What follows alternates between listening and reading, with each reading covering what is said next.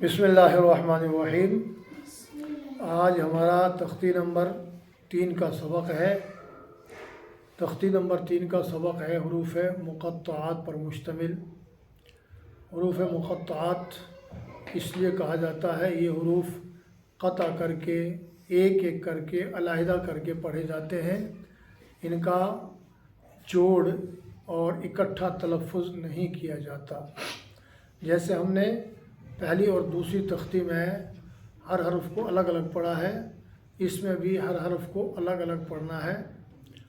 اور دوسری تختی میں ہم نے جس طرح ایک خانے میں جتنے حروف ہیں ان کو ایک سانس میں پڑھا ہے، اسی طرح اس تختی میں بھی ایک خانے میں جتنے حروف ہیں ان کو ایک سانس میں پڑھنا ہے۔ تو اب ہم اس تختی کے سبق کو شروع کرتے ہیں۔ تختی نمبر 3 حروف مقطعات۔ حروف مقطعات کے معنی الگ الگ پڑھے جانے والے حروف۔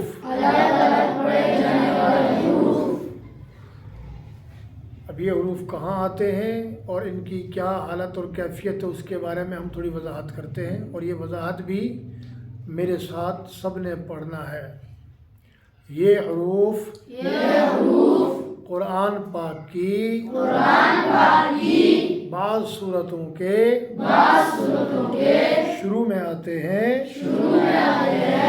اور کچھ صورتوں کے نام بھی ہیں۔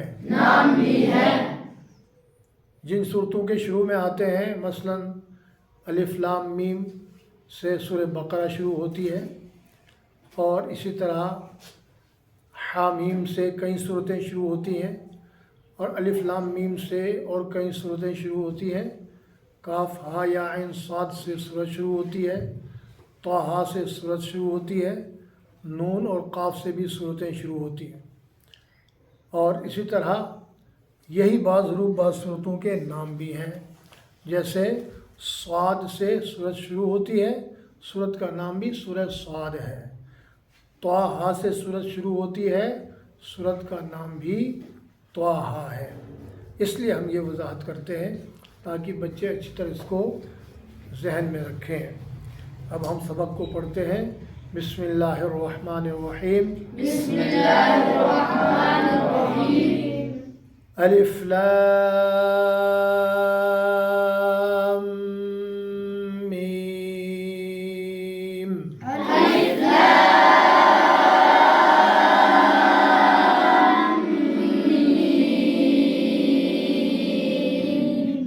اب میری طرف توجہ کریں کہ ہم نے الف کے بعد لام اور میم کے درمیان ہم نے ہونٹوں کو بند کر کے آواز کو جاری رکھا، ناک سے آواز نکالا۔ اس کا نام غنہ ہے۔ غنہ کی تفصیل ہم اپنے وقت پر بتائیں گے جہاں غنہ کے قاعدے کا سبق ہوگا۔ تو یہاں اتنی بات سمجھنی ہے کہ یہاں اس تختی میں بعض میم ایسے ہیں جن پر غنہ ہوتا ہے، اور اس کے اوپر قاعدے میں تشدید لکھی ہوئی ہے، 3 دندانوں والی شکل۔ یہ بھی اپنے موقع پر سمجھ میں آ جائے گی تشدید کیا ہوتا ہے۔ تو بعض ایسے مقامات ہیں جہاں پر نون پر بھی غنہ ہوتا ہے، تو ہم وہاں پر بتا دیں گے یہاں پر غنہ ہے۔ تو جس لام کے بعد میم آئے گا وہاں پر ہونٹ بند کر کے ناک سے آواز نکالیں گے، اس کو غنہ کہتے ہیں۔ اور بعض حروف کے درمیان میں نون آتا ہے، اس نون پر بھی غنہ ہوتا ہے، وہ ہم اس کے مقام پر بتائیں گے۔ اب اس کو دوبارہ پڑھتے ہیں توجہ کر کے۔ میں جہاں غنہ کروں وہاں غنہ کرنا ہے، جس طرح میں پڑھوں اسی طرح پڑھنا ہے۔ الف لام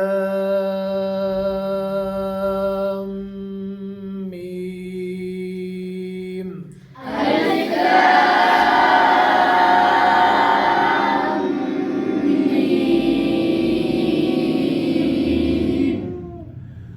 الف لام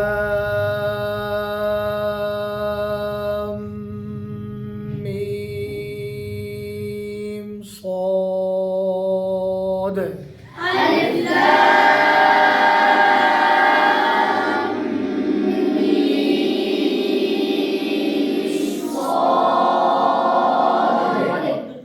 الف لام را.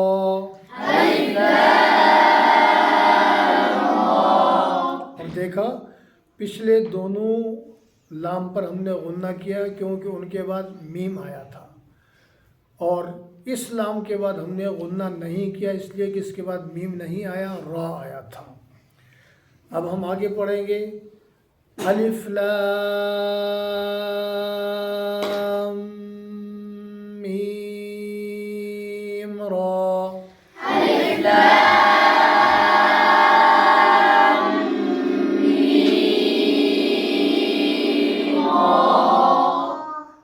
اب یہاں دیکھا، یہاں پر بھی لام کے بعد میم آ گیا تو ہم نے یہاں پر بھی غنہ کیا. اب آگے پڑھتے ہیں. آگے چونکہ حروف زیادہ ہیں، 5 حروف ہیں، ہو سکتا ہے نئے بچے 5 حروف ایک سانس میں نہ پڑھ سکیں، اس لیے ہم ان کو 2 سانسوں میں پڑھتے ہیں سیکھنے کے لیے. جب سیکھ لے جائیں گے تو پھر ایک سانس میں پڑھیں گے. کاف ہا یا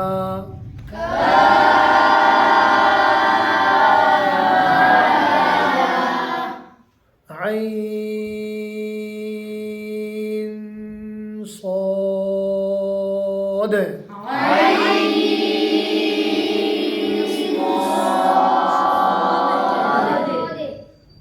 ہم نے پہلے یہ بھی بتایا تھا بعض نون ایسے درمیان میں آئیں گے جس پر ہم غنہ کریں گے. ابھی دیکھا آپ نے عین کا جو نون ہے ہم نے اس پر غنہ کیا ہے. اب ہم اس کی ساری تفصیل نہیں بتا سکتے چونکہ غنے کا اپنا جب وقت آئے گا تب تفصیل بتائیں گے. ابھی صرف اتنا سمجھنا ہے جہاں ہم نے غنہ کر کے پڑھایا وہاں غنہ کر کے پڑھنا، جہاں غنہ نہیں کیا وہاں غنہ نہیں کرنا ہے. اب ہم اس سارے کو ایک ہی سانس میں پڑھنے کی کوشش کرتے ہیں. جو بچے پڑھ سکتے ہیں وہ ایک سانس میں پڑھیں، جو نہیں پڑھ سکتے وہ بے شک سانس توڑ دیں، کوئی حرج کی بات نہیں ہے. کاف ہا یا عین صاد.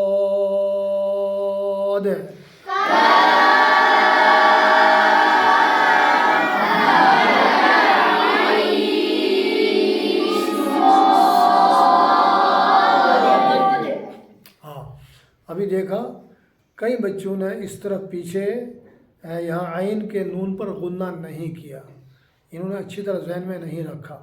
ہم دوبارہ اس کو پڑھتے ہیں، اچھی طرح ذہن میں رکھ کر غنہ کر کے پڑھا جائے. کاف ہا یا عین صاد.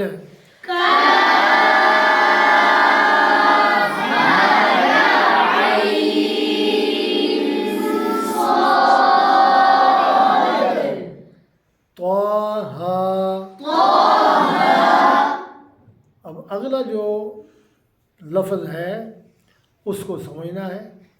طا کے بعد سین ہے، سین کے بعد میم ہے. اب سین کے نون کے بعد میم آنے کی وجہ سے یہ نون اور میم آپس میں ایک ہو جائیں گے، اس کو ادغام کہتے ہیں. اپنے وقت پر یہ قاعدہ بھی سمجھ میں آ جائے گا.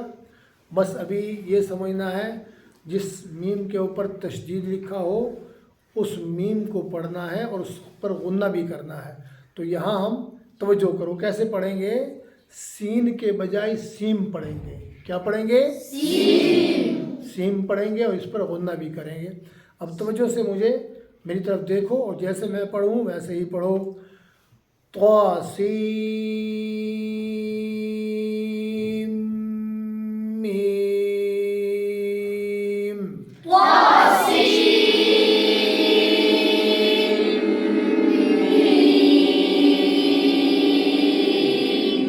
شاباش. اب آگے طا سین ہے، اس سین کے بعد میم نہیں ہے اس لیے وہاں پر نہ غنہ کریں گے نہ سین پڑھیں گے، اس کو سین ہی پڑھیں گے. طا سین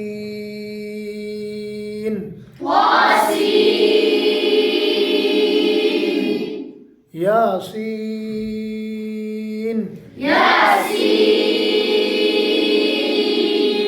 صاد حامیم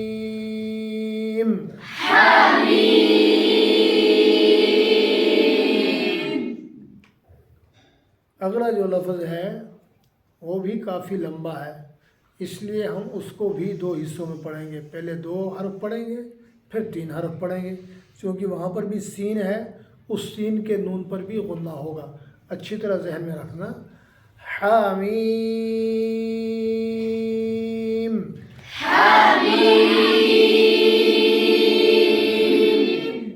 عین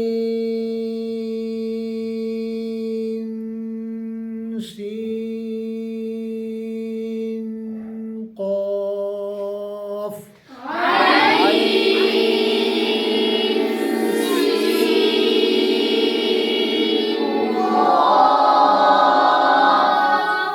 یہاں پر 2 غنّے ہوئے ہیں، عین کے نون پر بھی غنّہ ہوا، سین کے نون پر بھی غنّہ ہوا۔